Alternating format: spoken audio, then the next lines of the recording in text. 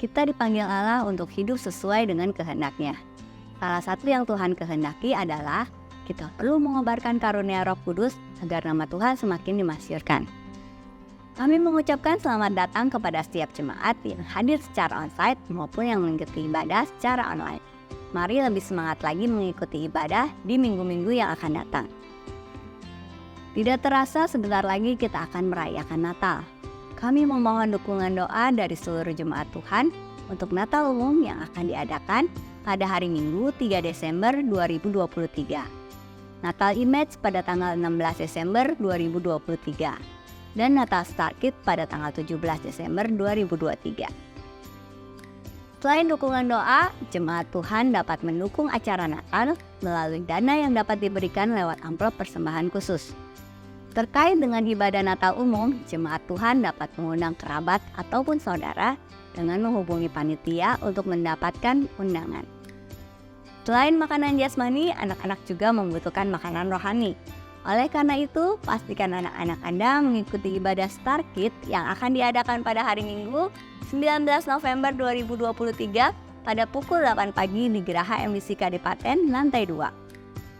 Demikian pengumuman yang dapat kami sampaikan. Tuhan Yesus memberkati.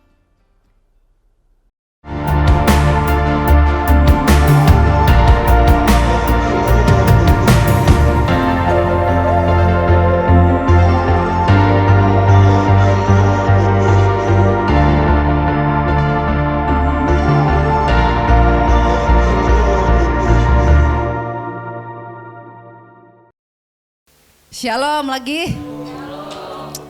Ada sukacita, saya percaya di tempat ini. Saudara sekalian sudah tidak sabar untuk memuji Tuhan lebih lagi di tempat ini. Ada amin.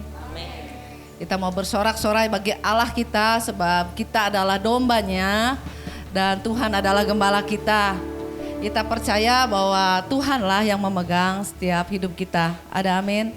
Saya undang bangkit berdiri semua teman-teman ada di sini. Haleluya.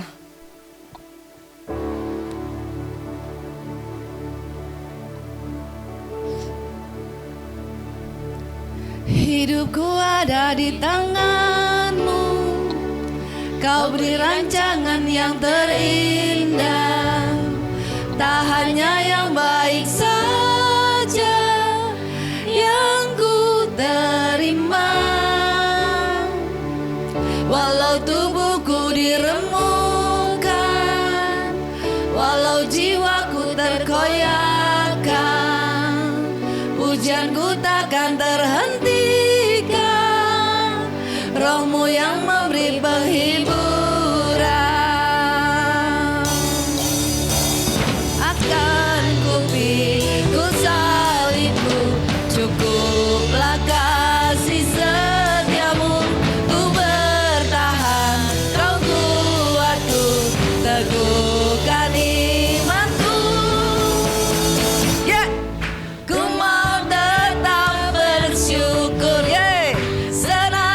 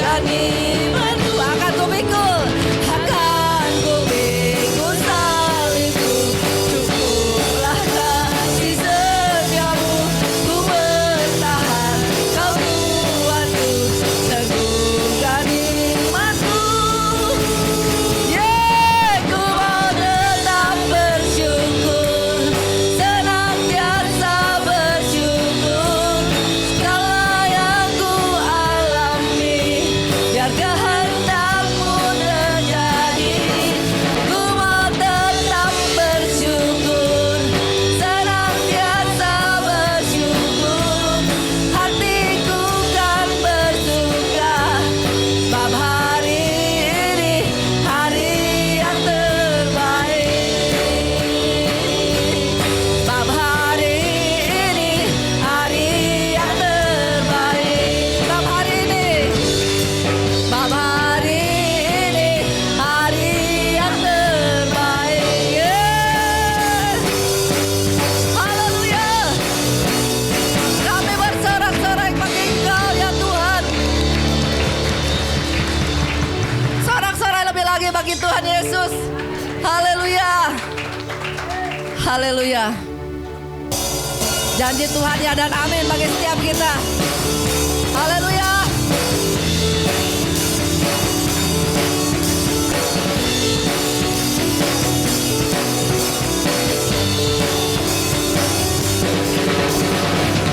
Seperti mentari pagi, langkahku Kau terangi, selalu sertai. Janjimu ya dan amin, terbukti Kau genapi, teguhkan setiap hati. Yesus, padamu ku bersandar, janjimu ya setia sampai selamanya. Yesus, padamu ku percaya, firman-Mu yang kekal untuk selamanya.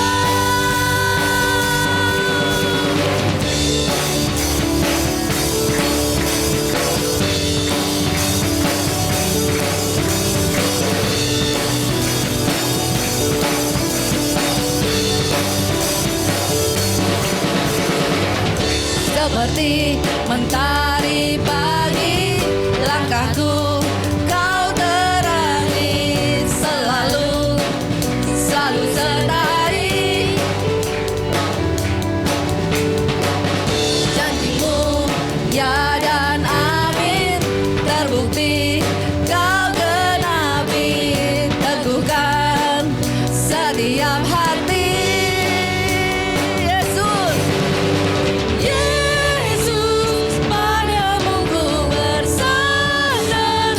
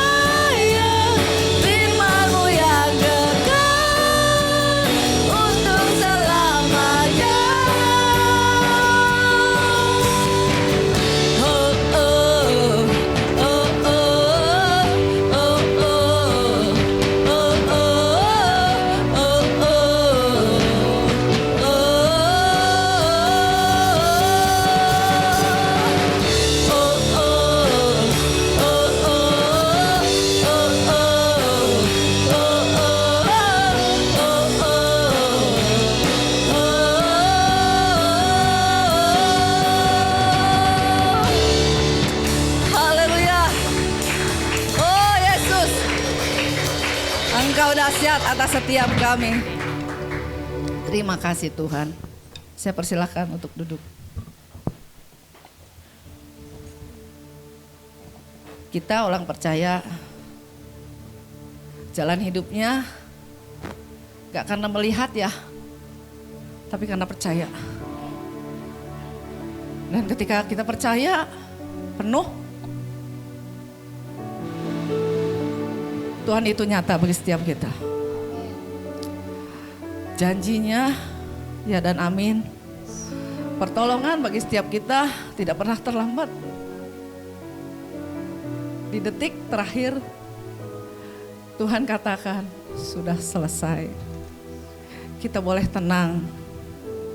Kita boleh rest bersama dengan Tuhan. Tidak saja di tempat ini, tapi bahkan sampai selama-lamanya. Haleluya.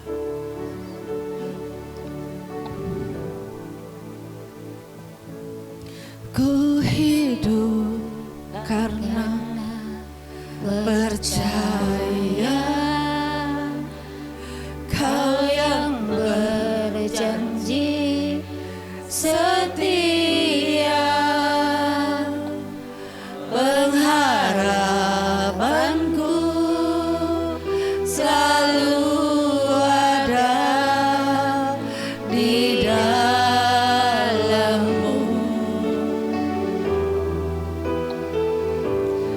Ku tidak akan menyerah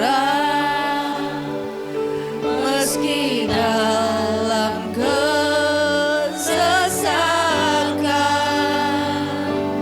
Seluruh hidupku dalam genggaman-Mu.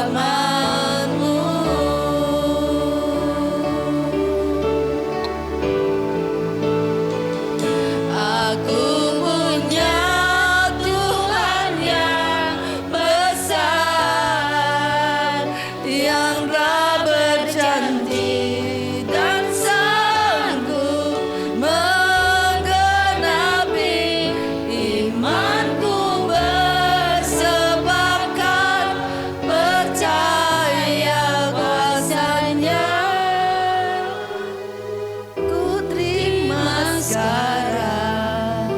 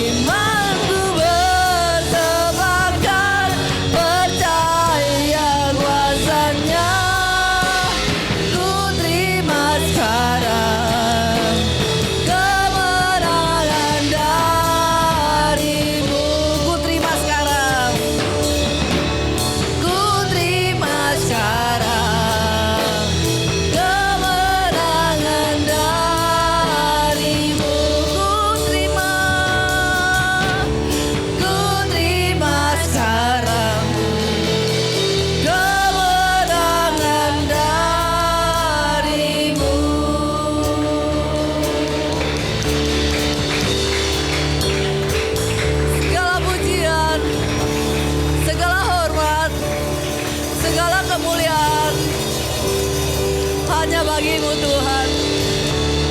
Haleluya, haleluya, haleluya.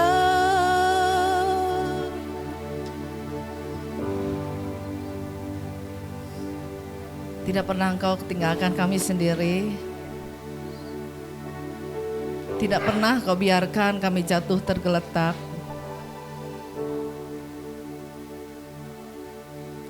Engkau Allah yang menopang setiap kami. Engkau Allah yang menjadi benteng bagi setiap kami. Engkau gunung batu kami. Engkau air hidup bagi setiap kami. Engkau roti hidup bagi setiap kami. Terima kasih buat semua fasilitas yang Kau berikan bagi setiap kami.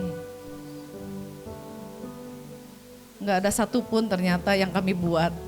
Enggak ada Tuhan. Semuanya hanya karya-Mu.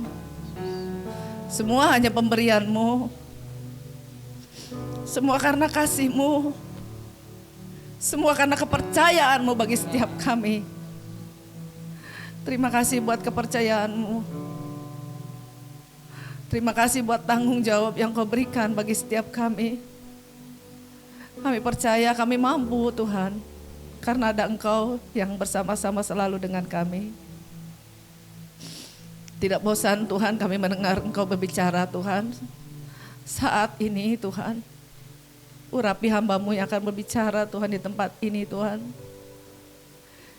Biar apa yang menjadi isi hati dan kerinduan-Mu Tuhan boleh sampai pada kami Tuhan. Kami mau jadi murid-murid-Mu, menjadi anak-anak yang taat, anak-anak yang setia. Bukan yang suka serong-serong Tuhan, tapi kamu mau belajar taat. Terima kasih. Engkau Allah Roh Kudus bekerja lebih lagi atas setiap kami Tuhan di tempat ini Tuhan. Hadirat-Mu Tuhan memenuhi setiap kami Tuhan. Darah Yesus Tuhan menutup bungkus ruangan ini Tuhan. Tempat ini, waktu ini adalah sepenuhnya milik-Mu Tuhan. Ini waktu-Mu yang terbaik bagi kami Tuhan. Terima kasih Bapa, segala pujian, hormat, kemuliaan hanya bagi nama-Mu. Mari setiap yang percaya katakan amin. Silakan duduk.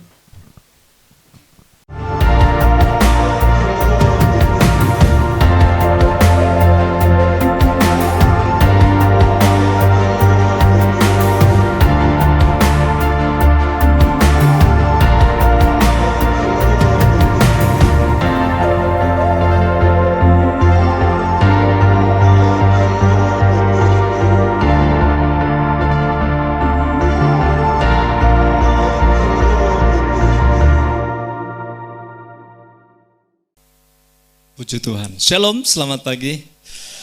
Ya, selalu saya bersuka cita ketika ada di depan Bapak Ibu Saudara-saudara, apalagi melihat wajah-wajah yang penuh harap kepada Tuhan, penuh iman kepada Tuhan, penuh kasih kepada Tuhan. Amin. Itu sebabnya Tuhan tidak putus-putusnya untuk terus berkomunikasi dengan kita dengan berbagai cara, lewat firman Tuhan, lewat peristiwa yang kita alami, termasuk dalam kesendirian saat kita diam. Tuhan terus mau berbicara, termasuk ketika kita menghadapi persoalan-persoalan hidup. Itulah Tuhan kita yang berjanji menyertai kita sampai kesudahan zaman. Amin. Itu sebabnya pagi hari ini saya ingin berbicara satu topik penting, yaitu bagaimana kita hidup memilih yang tepat. Yaitu pilihlah untuk beriman daripada membiarkan ketakutan menguasai kita. Sekali lagi, pilihlah iman daripada ketakutan. Choose faith over fear. Itu sebabnya pada awal ini saya ingin menekankan kita penting, perlu, kudu, harus, apalagi? Wajib ya, mengobarkan karunia Allah yang sesungguhnya sudah ada pada kita. Melalui sikap apa? Percaya kepada Tuhan. Coba taruh tangan di dada. Sadari Tuhan sudah hadir di dalam diri kita. Sadari Tuhan ada di dalam hati kita. Sejak kapan Tuhan ada dalam diri kita?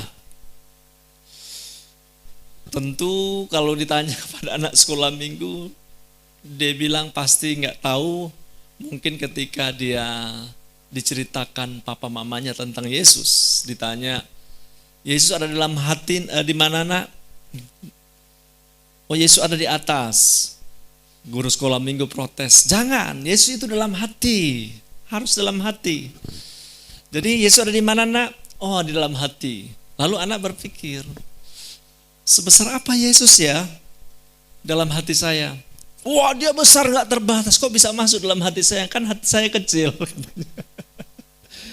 Ini bukan persoalan kapasitas hati di mana dia ada dalam diri kita, tetapi kebesarannya ketika kita percaya kepada Tuhan, maka kebesaran itulah yang memenuhi hidup kita.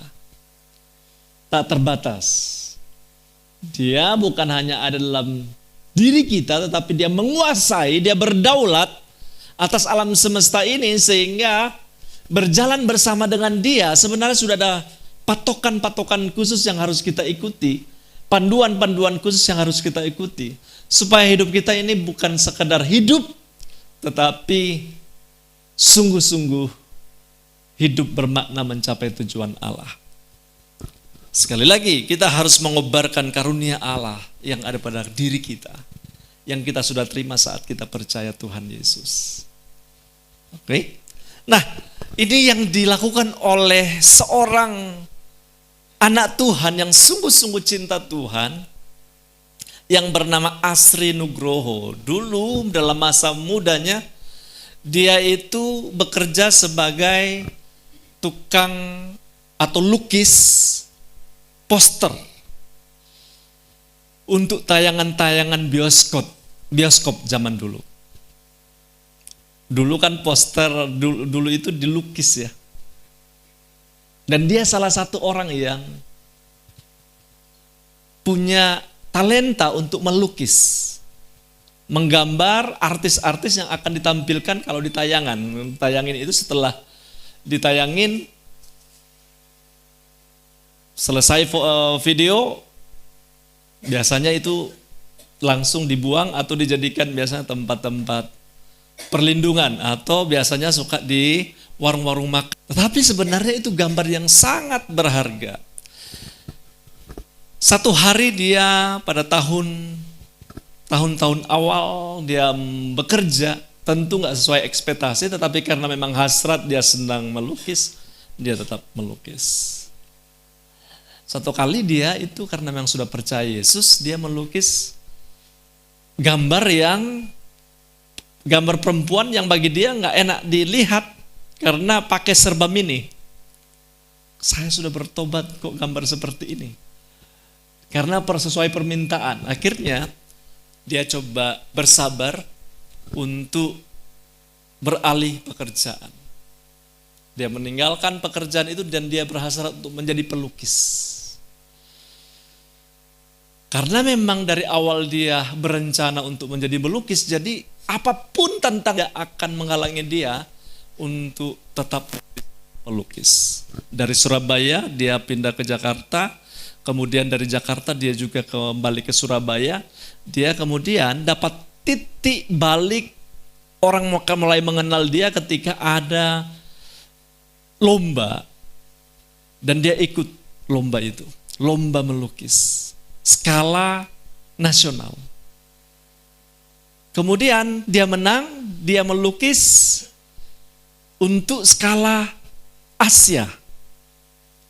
Nah, lukisannya itu ketika panitia menilai, karena memang harus melalui lomba terlebih dahulu diadakan di negaranya sendiri, Indonesia.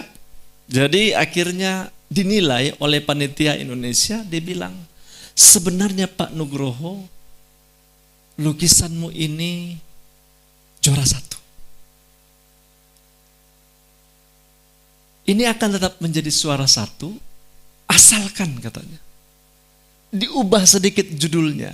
Karena rupanya gambar lukisan itu adalah lukisan tentang Yesus. Dan ditulis di situ Yesus penebus. Lalu gimana? Baiknya ganti jangan Yesus penebus. Ganti tokoh agama atau salah satu tokoh keagamaan di Indonesia atau di dunia. Yang penting jangan pakai judul itu. Bagi Nugroho ini sesuatu yang penting, dia tidak menggubris, dia bilang saya sudah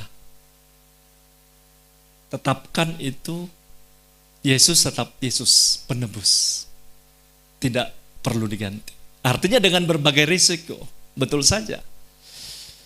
Akhirnya bukan dia dapat juara 1 di dalam skala nasional, dia menjadi juara 2. Rupanya untuk masuk ASEAN, lomba ini bisa diikuti oleh juara 1 dan juara 2, termasuk Nugroho dong.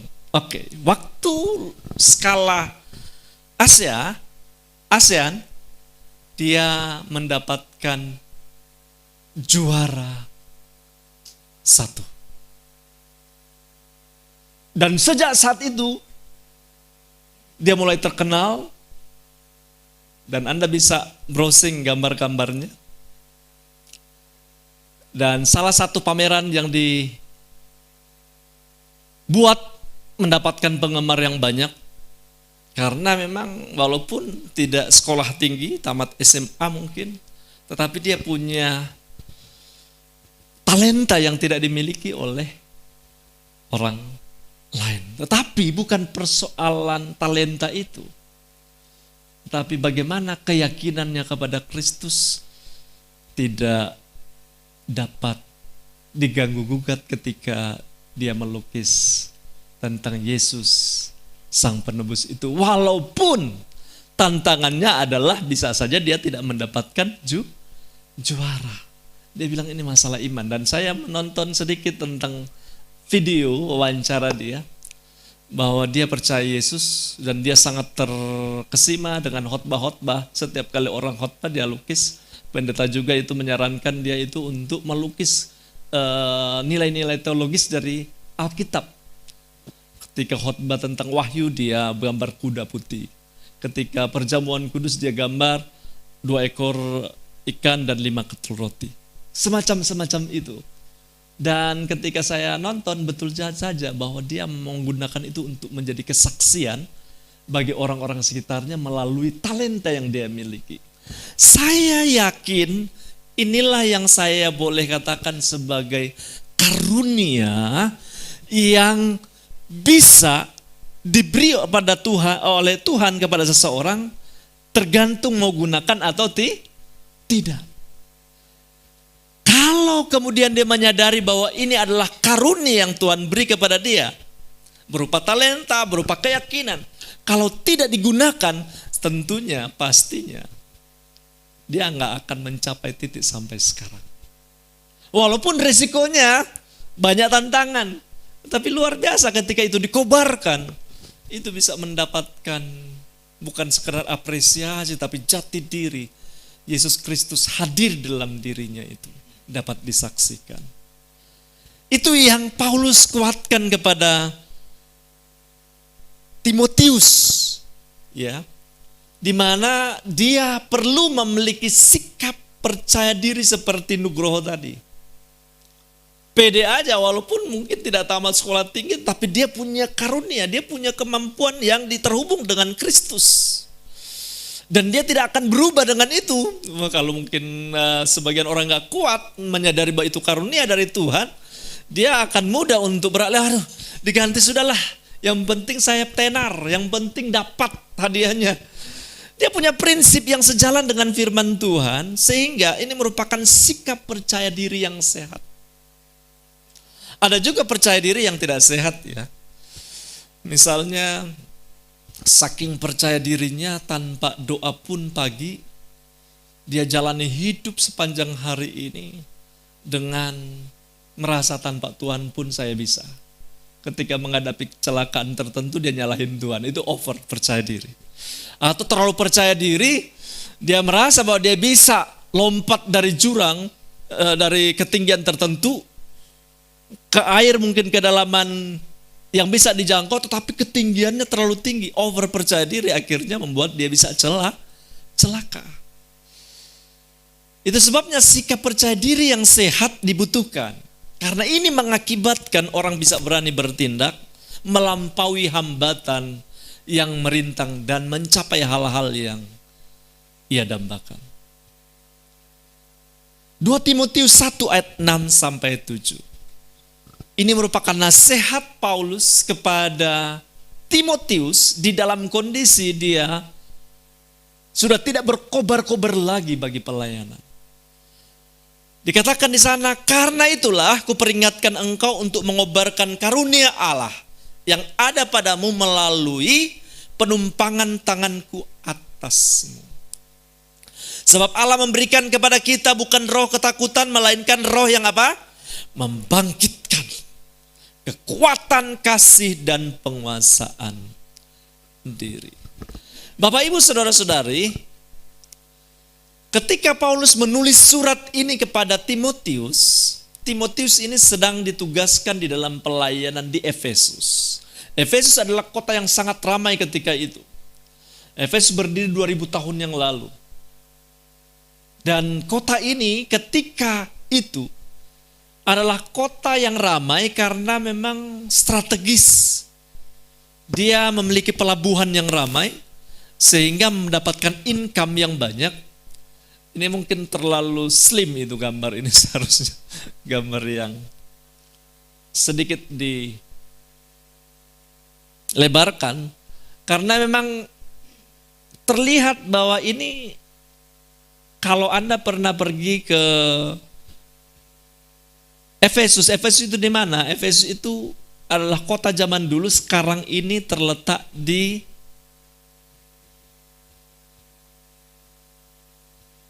Asia Kecil, berarti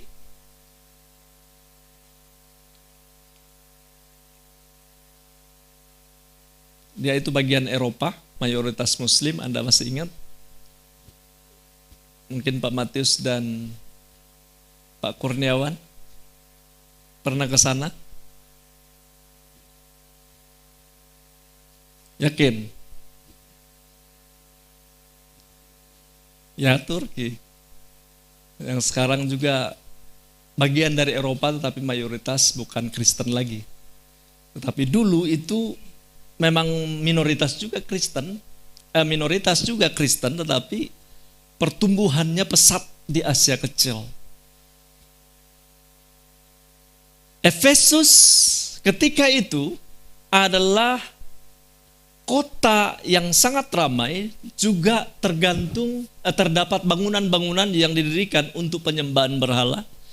Saking ramainya itu juga bukan ramai dengan ekonomi saja, tetapi ramai dengan dosa. Kenapa? Karena rupanya dipercaya penyembahan kepada Dewi Artemis itu berjalan seiring dengan hidup amoral, karena memang selalu diselingi dengan kehidupan seks bebas di sana. Dan Timotius yang ditempatkan di sana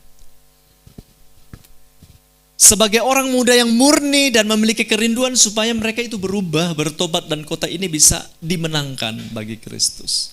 Kenyataannya selain minoritas, dia tidak bisa melawan hal-hal semacam itu. Mungkin yang dipilihnya adalah sikap pasif, merasa tidak berdaya. Akhirnya Paulus melihat ini merupakan tantangan tersendiri, bukan karena kotanya yang menjadi tantangan, tetapi rupanya dirinya yang sudah mulai merosot di dalam hal semangat.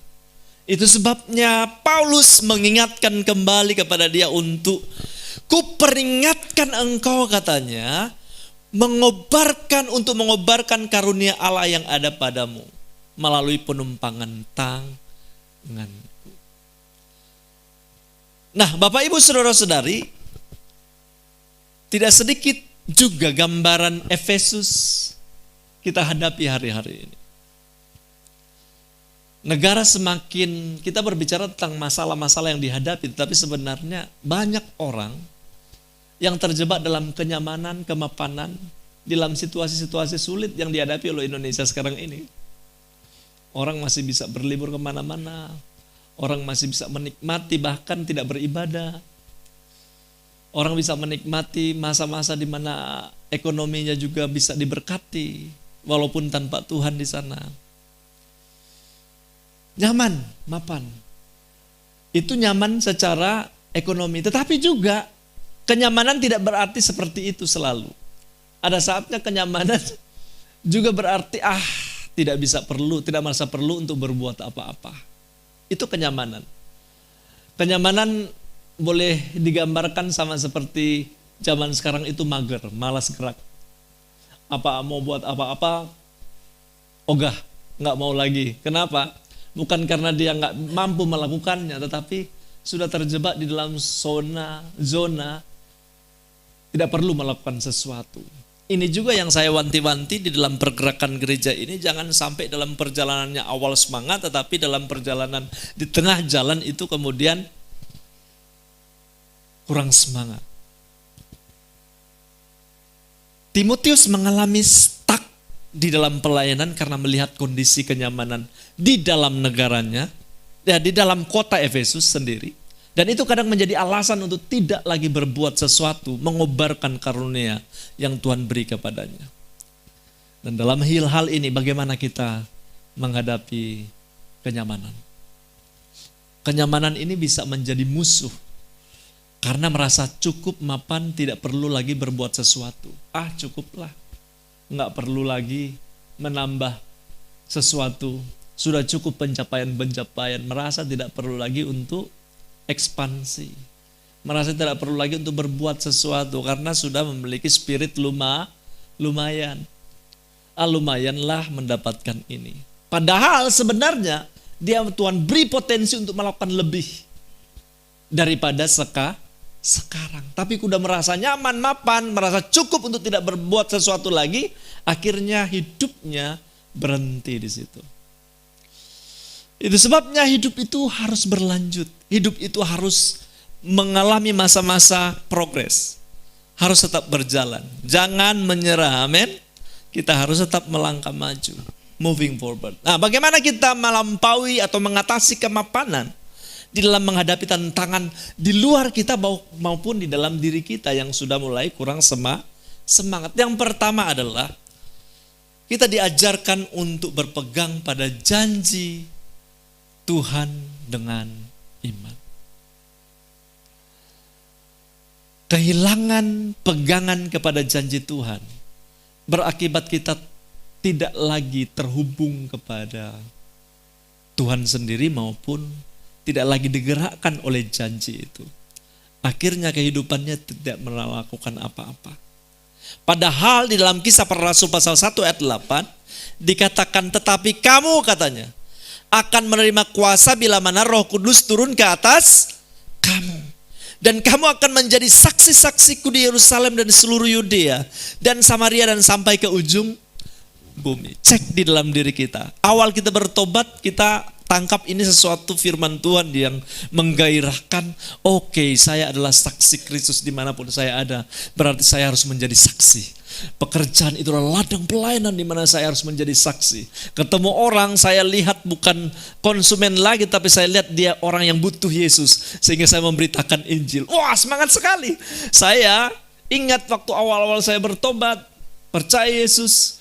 Awal saya memiliki cinta mula-mula itu, saya pilih kalau naik bus, saya pilih orang yang bisa diajak ngobrol untuk akhirnya saya bisa menyeberangkan Injil kepada orang itu.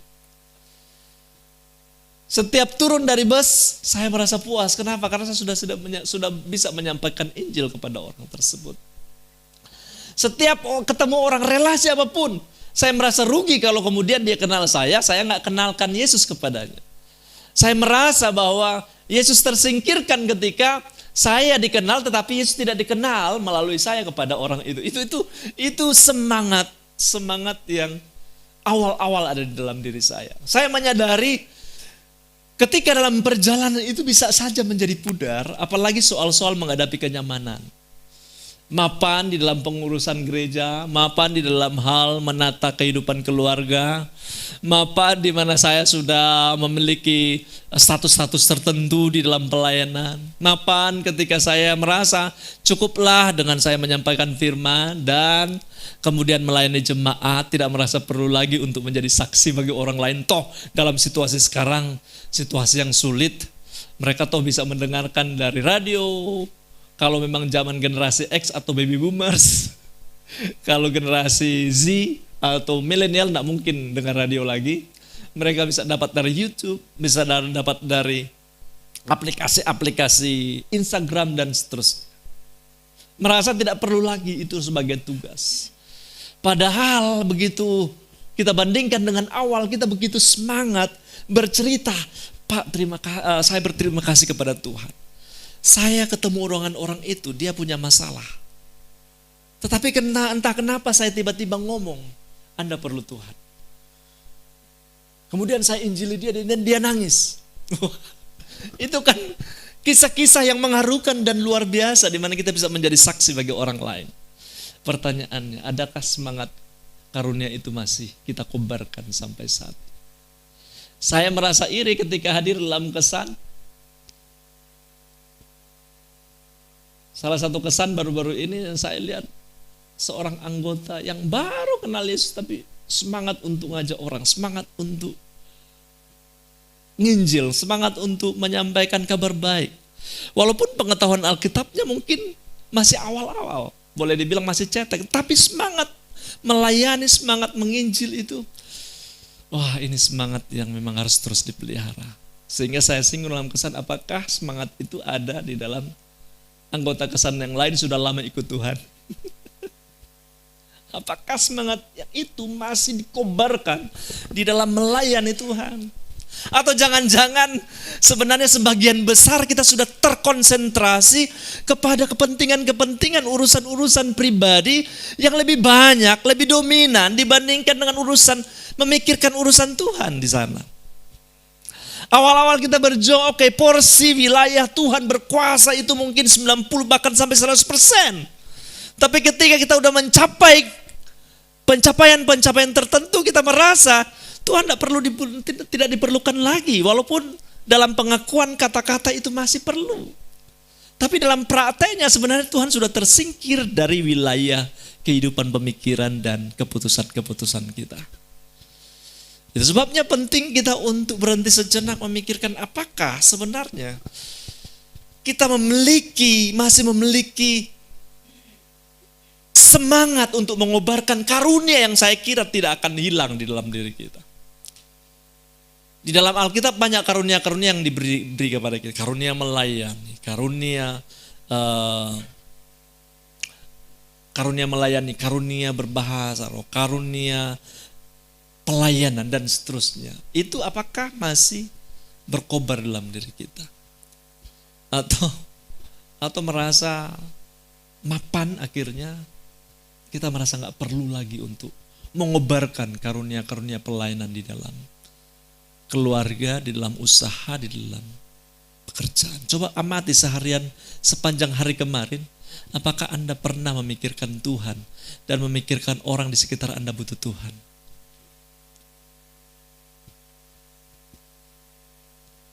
Kalau Anda menghabiskan waktu tanpa merasa Tuhan hadir di situ, jangan-jangan sebenarnya ada karunia yang sudah dimatikan di sana, yang tidak dikobarkan lagi.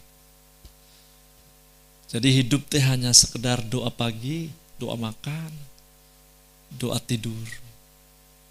Tetapi tidak diisi lagi dengan interaksi sesama, bagaimana menghadirkan Allah, kerajaan Allah di tengah-tengah lingkungan relasi-relasi yang Anda jalin selama ini. Itu sebabnya untuk mengalahkan kemapanan, kita harus berpegang kepada janji Allah. Janji Allah apa?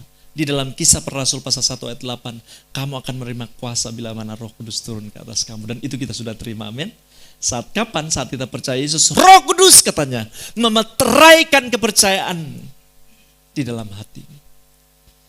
Dan kalau bicara meterai berarti keyakinan kita di mana Roh Kudus yang mengerjakan itu tidak akan padam, tidak akan hilang maksud saya. Persoalannya, keyakinan yang tidak hilang itu, apakah masih diiringi, dibarengi dengan sikap mengobarkan karunia-karunia untuk membuat kita maksimal di dalam pekerjaan maupun pelayanan. Ada sikap perbedaan misalnya ketika kita di gereja dan ketika kita di dunia kerja. Saya melihat ada gambaran sikap berbeda ketika semangat ada di mimbar dan ketika duduk di menjadi jemaat. Terlihat ketika memuji Tuhan. Memuji Tuhan bisa saja semangat ketika melayani. Coba cek, apakah semangat itu ada ketika Anda tidak melayani? Ketika dipercayakan sesuatu, Anda mempersiapkan diri dengan baik. Tapi ketika tidak dipercayakan dalam pelayanan, apakah semangat itu untuk hadir dan memuji Tuhan? Oke, saya nggak melayani hari ini. Tetapi saya ini sebagai pelayan, saya melayani Raja di atas segala raja dengan pujian, penyembahan. Apakah sikap itu masih ada dalam diri kita? Walaupun ekspresi bisa beda. Tapi ini masalah bicara sikap hati. Karena ekspresi bisa saja Anda diam, memuji Tuhan. Tidak harus, kan tidak mungkin ya. Pemimpin pujian bisa haleluya girang di sini, bisa kiri kanan. Kemudian Anda di tempat duduk dituntut yang sama kata Pak Roy, harus memuji Tuhan. Anda geser kiri, Anda geser kanan, layaknya seperti ini, saya kira nggak cocok ya. Itu sebabnya bukan itu yang saya bilang, tapi sikap hati yang diekspresikan dengan pujian penyembahan kepada Tuhan. Apakah sama? Cek dalam dirinya saudara juga, apakah kehadiran Anda dalam kehidupan beribadah di mana Anda terhubung dengan Tuhan di gereja, apakah juga Anda terhubung dengan Tuhan ketika Anda dalam dunia kerja?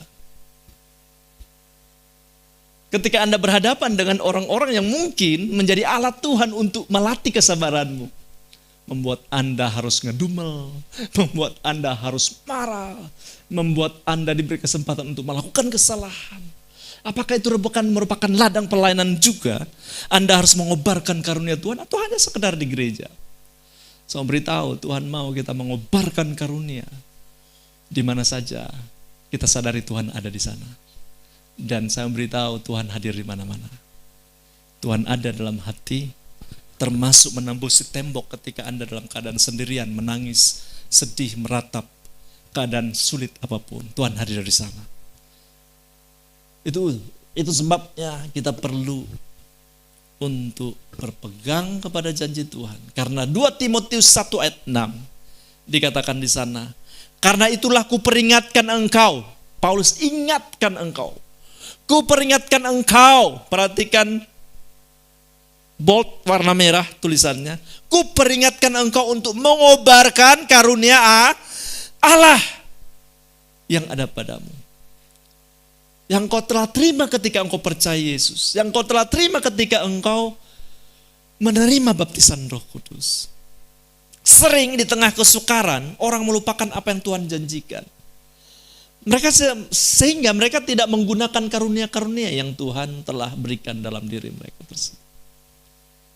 Seringan seperti itu, karena lupa dengan janji Tuhan, tidak lagi terhubung untuk bersesuaian. Oke, saya ingat Tuhan ada dalam hidup saya. Saya ingat kuasa itu sudah diberikan, dunamin, yang bisa menghancurkan gunung ya. Dinamo itu kan bisa menghancurkan gunung, dan kata itu yang digunakan untuk kuasa Roh Kudus. Dunamis, pergerakan yang betul-betul menghantam, menggerakkan kita untuk melakukan yang adikodrati di luar kemampuan-kemampuan kita. Apakah betul-betul dihidupkan, masih aktif dalam diri kita? Itu sebabnya kita perlu mengingat Roh Kudus sudah diberi kepada kita. Kita perlu mengobarkan karunia itu. Amin. Yang kedua, bagaimana kita melampaui kemapanan kita sehingga kita bisa mengatasi berbagai rintangan. Yang kedua adalah kita perlu menolak ketakutan dengan iman. Bila kita mengizinkan rasa takut, Bapak Ibu Saudara-saudari, menguasai kita, ini bahaya. Itu akan melumpuhkan kita sehingga kita gak berdaya. Sehingga kita akan bersikap pasif. Tidak berbuat apa-apa dan membiarkan kemapanan menggerogoti hidup kita. Itu sama seperti kanker. Kalau kemarin itu racun. Pak Jandri sudah menyampaikan racun dalam kehidupan rohani itu adalah kesombongan. Sekarang ini adalah kanker yang bisa menggerogoti iman orang percaya sehingga dia tidak sehat lagi, adalah rasa takut. Ketakutan diberi kesempatan sedikit pun dia akan menggerogoti imanmu, bahkan sampai depresi, akhirnya bisa celaka. Jiwa bisa merana. Itu sebabnya rasa takut ini harus dibuang. Rupanya rasa takut itu tidaklah memandang orang kaya atau orang miskin. Ada orang kaya yang sangat terkenal yang namanya bernama Hetty Green. Hetty Green adalah orang yang terkaya di Amerika pada zamannya. Dia meninggal tahun 1916 pada usia 81 tahun. Meninggalkan kekayaan berapa banyak Bapak Ibu Saudara-saudara? 100 juta dolar.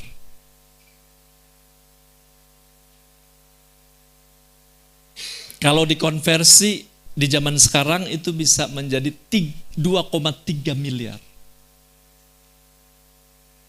2,3 miliar US dollar itu berapa Pak dirupiahkan? Kurang lebih 35 triliun.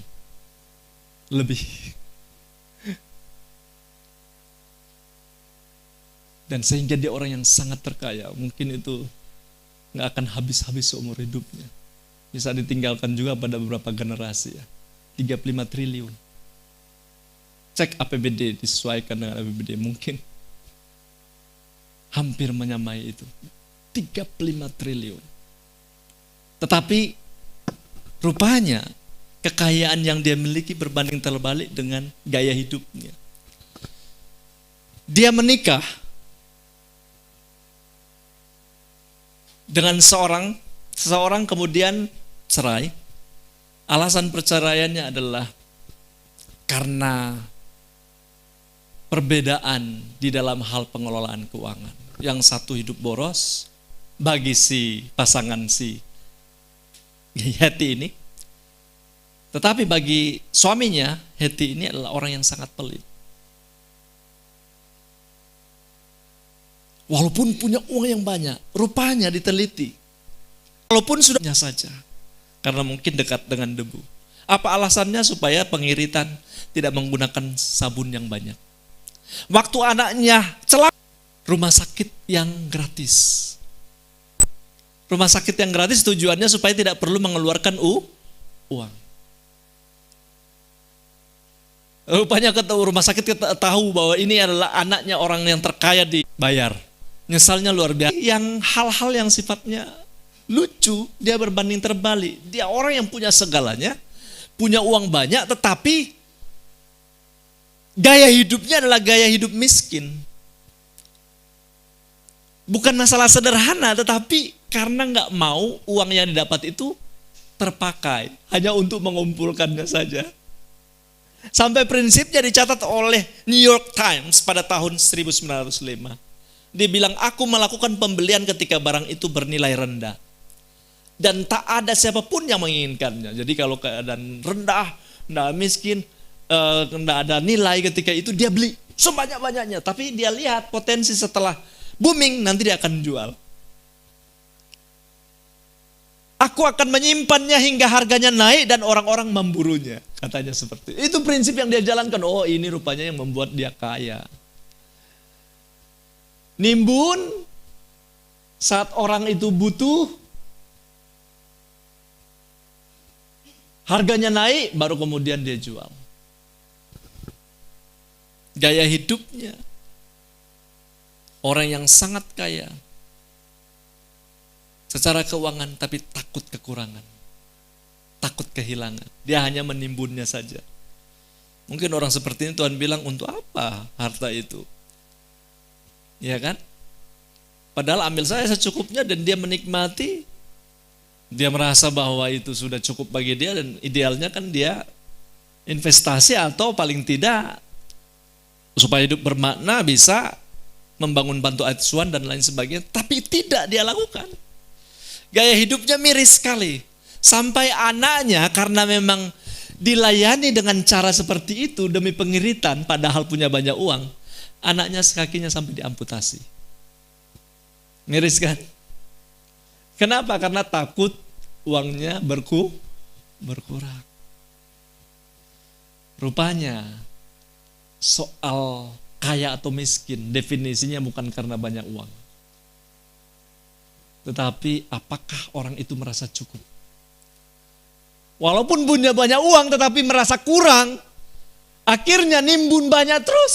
Kebiasaan nimbun harta ini yang mengabaikan yang namanya bagaimana menjadi saluran berkat itu dikuasai dengan ketakutan, rasa kehilangan berkelebihan. Itu sebabnya jangan mengejar kekayaan, betul. Kekayaan akan merusak kehidupan. Kalau kata firman Tuhan, yang penting ada pakaian, minuman, cukuplah. Tuhan janji memang betul akan hidup berkelimpahan, tapi kelimpahan dalam ucapan syukur, kelimpahan dalam damai sejahtera. Lalu Pak, apa boleh saya menjadi kaya? Boleh, silakan saja. Tapi apakah kekayaanmu yang mengatur hidupmu atau kamu yang mengatur kehidupan kekayaan? Itu sangat penting. Karena saya memberitahu, kekayaan apapun yang Anda kelola, kalau dikelola dengan rasa takut, pasti nggak sejahtera hidupnya. Coba kekayaan kalau dikelola dengan sifat mengembangkan karunia-karunia pelayanan. Sehingga kekayaan itu akan bertambah, tetapi hati juga dengan ucapan syukur tidak berkurang. Amin.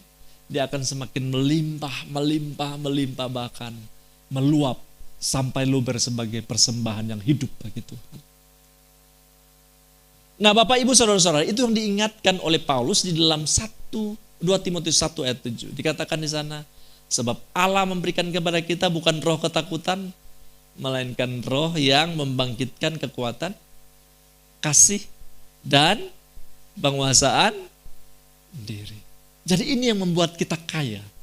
Ini yang membuat kita itu bisa punya akses untuk menabur di dalam masa-masa sulit, mengatasi kemapanan.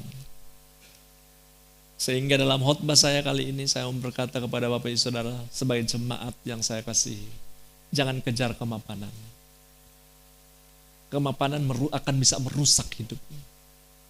Tidak ada kemapanan yang bisa ditemukan di dunia ini. Kemapanan yang sejati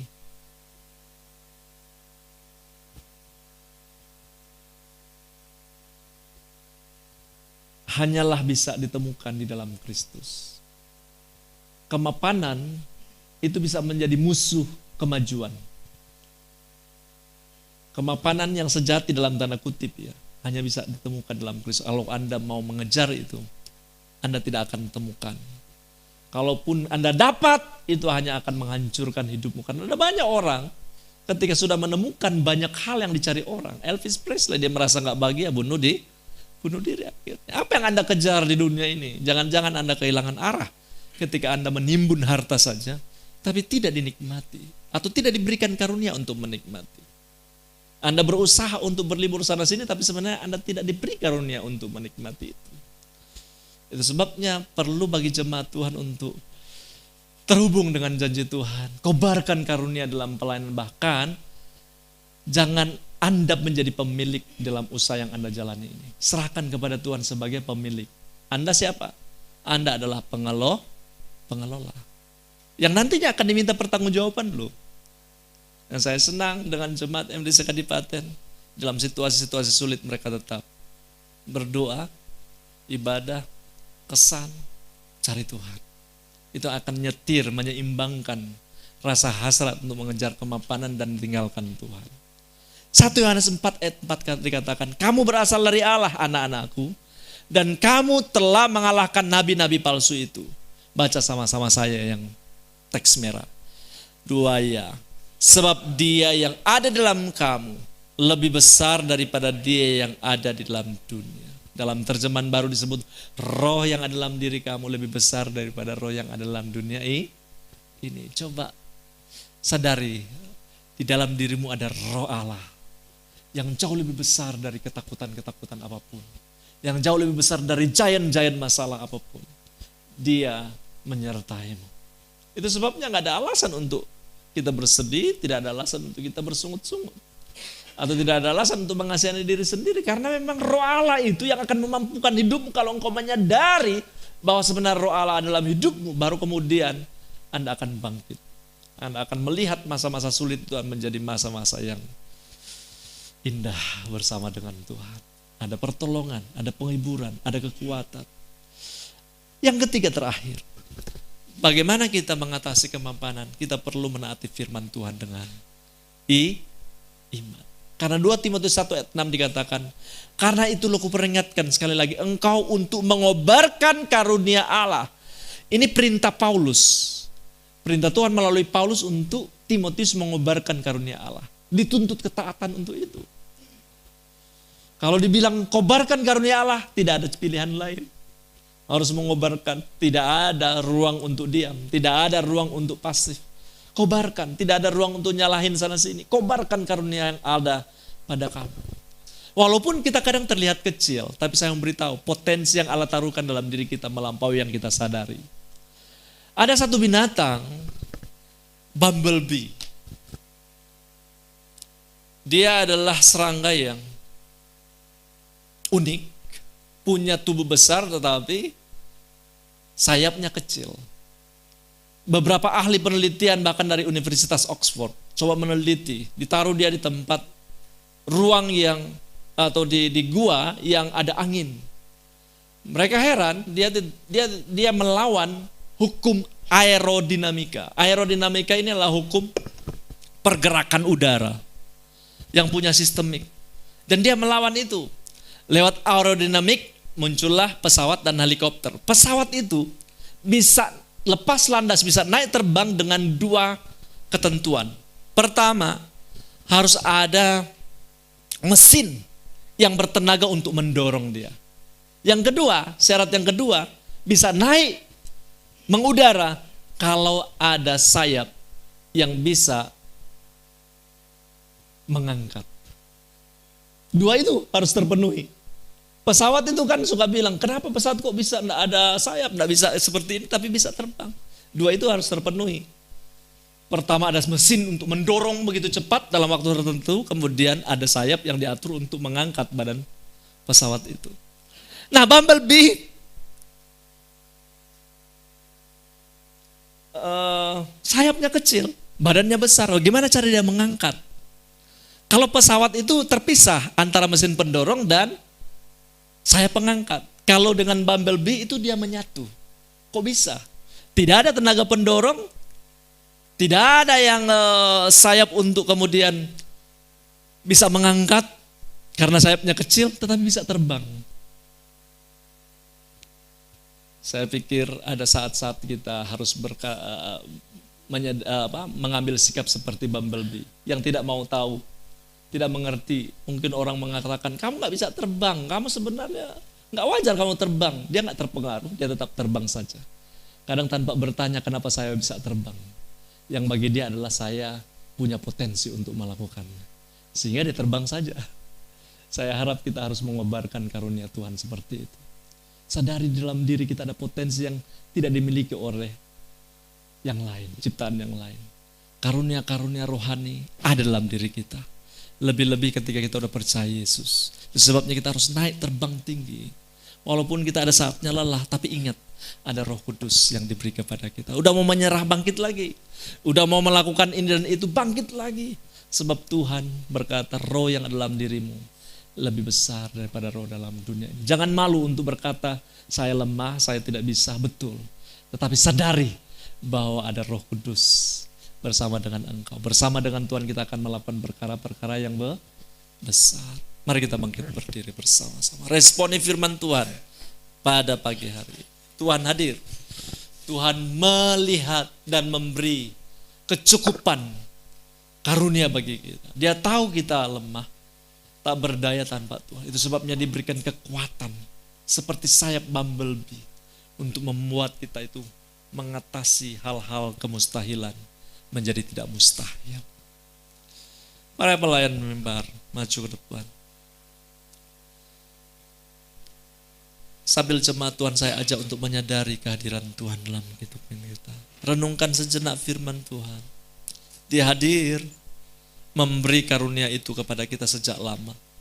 Saat ini ya, tugasmu hanya menyadari, Tuhan ada begitu besar karunia Engkau beri kepada saya. Mengapa lama saya sia-siakan? Mengapa saya begitu lemah menghadapi persoalan-persoalan? Rupanya karena karunia itu tidak dikembangkan. Saat ini Tuhan menuntut engkau melakukan perintah Tuhan. Pegang janji Tuhan. Lakukan dengan penuh ketaatan. Roh Kudus ada dalam hidupmu saat ini. Terima kasih untuk hamba Tuhan telah melayani Tuhan. Terima kasih untuk umat pemuji dan penyembah. Pelayanan anak diberkati oleh Tuhan. Setiap kami pun diberkati oleh Tuhan. Itu sebabnya sebagai hamba-Mu Tuhan, memohonkan rahmat-Mu kiranya dilimpahkan atas hidup umat. Kiranya Engkau sendiri yang mengasihani umat-Mu dan memberi berkat. Dan kiranya Engkau sendiri yang menghadapkan wajah-Mu, menyinari umat-Mu dengan wajah-Mu. Sebabnya jemaat Tuhan, lihat Tuhan-Mu besar, pulang kiranya membawa berkat ini dari Allah Bapa, cinta kasih dari Tuhan kita Yesus Kristus, persekutuan pertolongan penghiburan dari Roh Kudus menyertai kita mulai dari saat ini sampai Maranatha Tuhan datang kembali. Dimanapun kami ada, apapun yang kami doakan, untuk rakernas atau apapun juga dalam pelayanan pekerjaan, Tuhan buat berhasil. Di dalam nama Tuhan kami Yesus Kristus kami bersyukur dan berdoa. Terima berkat Tuhan ini sama-sama kita katakan amin. Tuhan Yesus memberkati.